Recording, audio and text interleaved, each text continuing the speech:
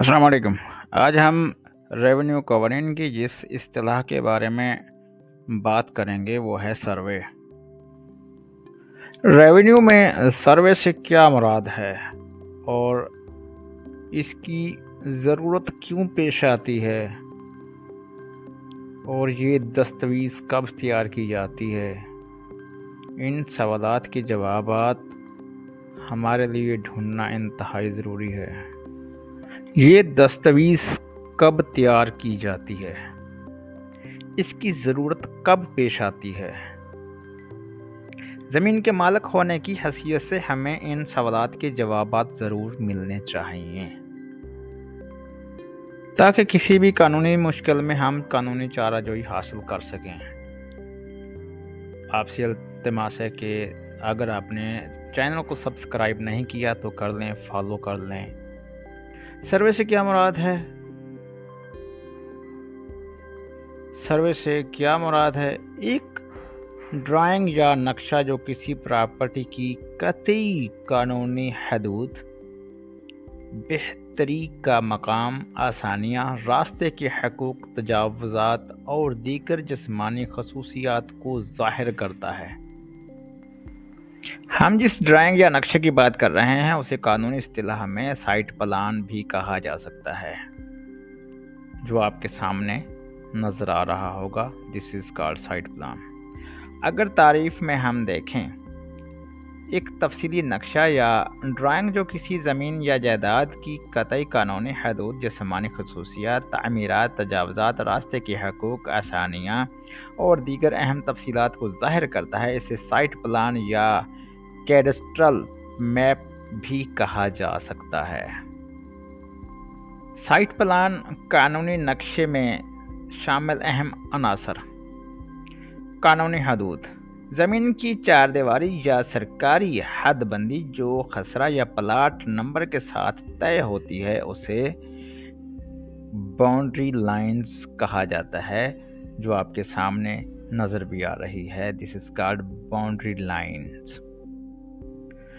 دوسرا عنصر بہتریاں، امپروومنٹس، عمارت، دیوار، نالا، ٹیوب ویل، واٹر ٹینک وغیرہ جو زمین پر تعمیر شدہ ہوں۔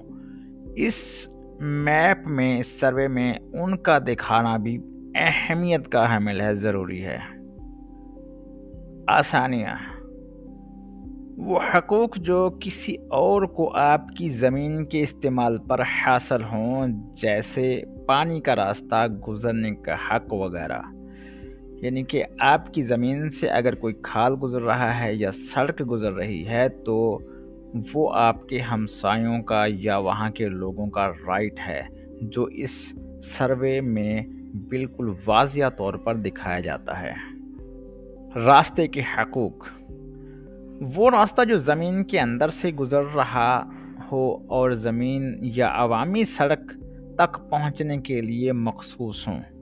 جیسے آپ دیکھ رہے ہیں کہ اس میں ایک تیر کا نشان بلنک کر رہا ہے کہ یہ راستے کی طرف ایک اشارہ ہے کہ یہ راستہ کسی بڑے راستے کی طرف جاتا ہے اور جہاں سے عوام گزر کر اس راستے کو اپروچ کرتی ہے۔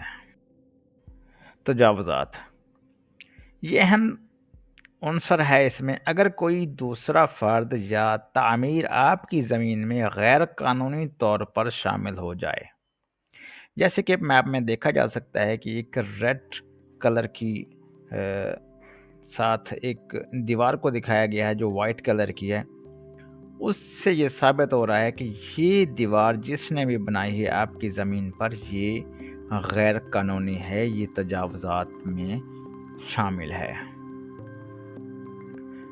قدرتی عناصر، دریا، ندی، نالے، درخت، تالاب وغیرہ اگر زمین پر موجود ہوں، یہ قدرتی عناصر تمام چیزیں اس سروے میں وضاحت کے ساتھ بتائی جاتی ہیں۔ پڑوسی زمینیں، ارد گرد کی زمینیں، ارد گرد کے پلاٹ یا خسرہ نمبرز اور ان کے مالکان کی تفصیل عکس شجرہ کے ذریعے دکھایا جاتا ہے۔ اس کے آپ دیکھ سکتے ہیں کہ اگر درمیان میں کسی ایک شخص کا پلاٹ ہو تو ارد گرد کی جو مالکان ہیں ان کی زمین کتنی ہے، وہ کتنے مالک ہیں، قابض کتنے ہیں، یہ تمام چیزیں اس میں بتائی جاتی ہیں۔ نقشہ کیوں بنایا جاتا ہے، کیوں ضروری ہے؟ زمین کی خرید و فروخت کے وقت پراپرٹی کی حد بندی اور تجاوزات جاننے کے لیے کہ اگر پراپرٹی 5 مرلہ فروخت کی جا رہی ہو لیکن اس کے اوپر کنسٹرکشن 5 مرلہ سے زیادہ ہو تو اس سے معلوم ہوتا ہے کہ اس پراپرٹی میں کسی اور کی زمین موجود ہے۔ عدالتی کیسز میں اگر زمین کا تنازع ہو تو قانونی حدود کا تعین کرنے کے لیے یہ سروے وہاں پیش کیا جاتا ہے۔ بلڈنگ پلان کی منظوری کے لیے بلدیہ، LDA یا TMA سے نقشہ پاس کروانے کے لیے بھی اس کا ایک نقشہ بنوایا جاتا ہے۔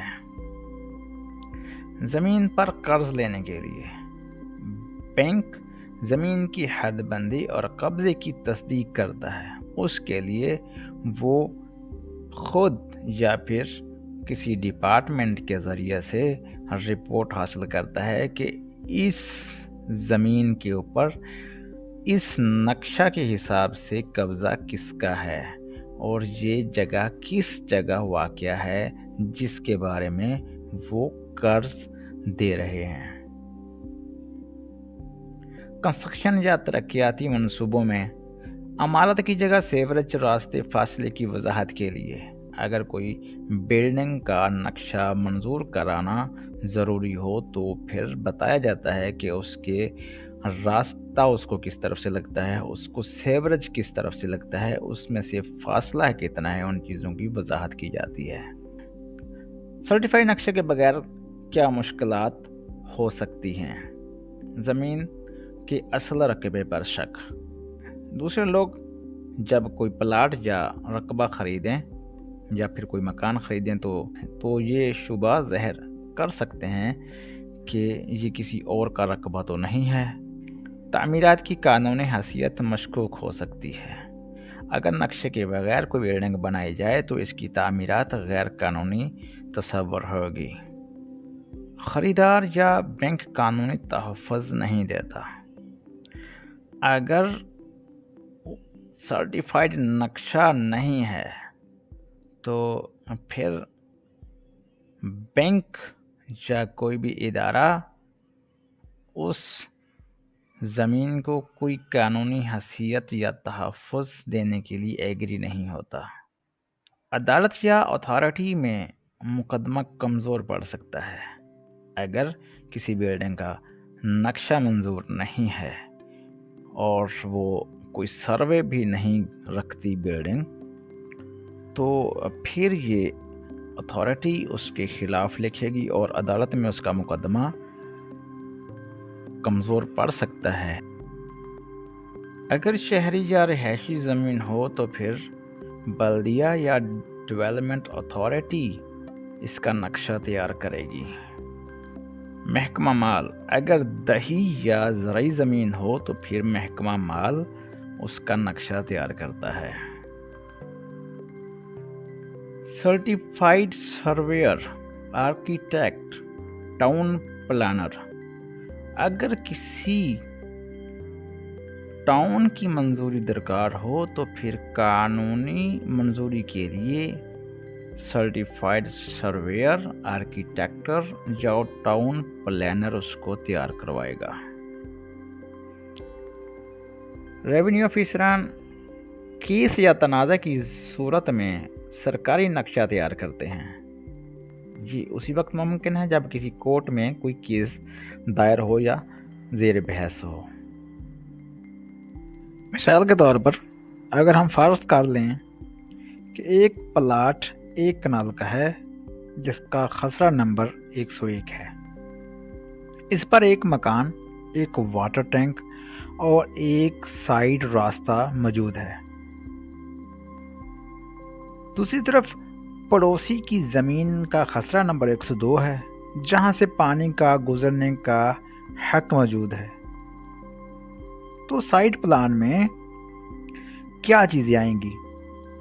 बाउंड्री लाइन आएगी, वाटर टैंक, मकान, दरवाजे की जगह आएगी।